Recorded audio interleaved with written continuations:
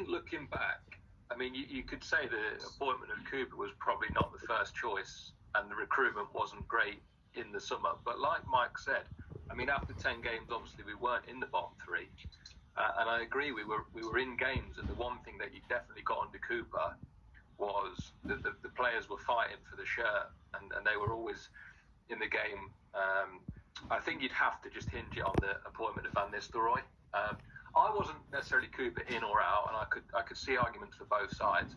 I wasn't that bothered, to be honest, when he went, and I actually thought Van Nistelrooy would be a good appointment because of the level he played at, and almost the respect that I thought he'd command. But it turned out it feels like it was the opposite. I mean, again, as Mike said, the records of not scoring in 9 home games is unforgivable, and we just completely down tools. It felt like after that Wolves game when we lost at home just before Christmas, that felt like a real turning point, and we never recovered. And I said to you kind of before, the season just petered out, and it's dragged on for so long without anything to play for. And I know we'd already been relegated, so the pressure was off. But you look at the last 5 games and think, if we'd have been in a position where we could have, we needed to stay up, those were 5 fixtures where we could have picked points up. But it turned out we'd waved the white flag long before that. And I'd have to say, looking back, Van Nistelrooy obviously was the wrong appointment. Is that the few weeks period then, from the sacking of Steve Cooper to the hiring and the decision to bring in Ruud Van Nistelrooy, that's where the kind of season hinged?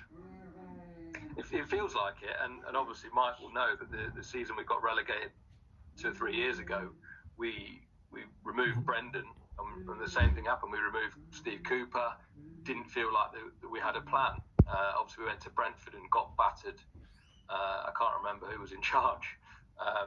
And then Van Nistelrooy came in, obviously had a little bit of a bump when he arrived, but that was very short-lived. And it just felt like, Cooper almost, it felt like he was sacked because of the pressure from the fans. And actually there was no plan once he'd been sacked. And like I say, I thought Ruud would actually be okay.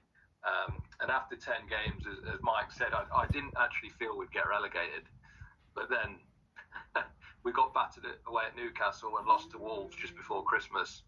And then you started to think this could be a real slog in the new year. So that's probably where the season hinged. But again, after only 10 games, I know there was a long way left.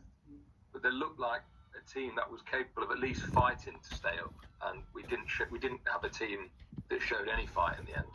There was a few moments throughout the season where you have to wonder whether, if things had gone differently, how different the season would have been. And I always felt, and Mike, you were alongside us for that game as well, Leicester had just beaten Spurs away from home. Following week, they travelled to take on Everton, full of confidence. 10 seconds in, they're 1-0 down. 7 minutes in, they're 2-0 down, and it just went from bad to worse. But both of you have brought up the managers, and that seems to be the kind of real key storyline of this season: the hiring and sacking of Steve Cooper, and then the form and the performances under Ruud Van Nistelrooy for the lion's share of the season. And Mike, I wonder actually, because hindsight is such a great thing, and now the season is over and we can talk in this way, was the decision to sack Steve Cooper when they did the right one, do you think?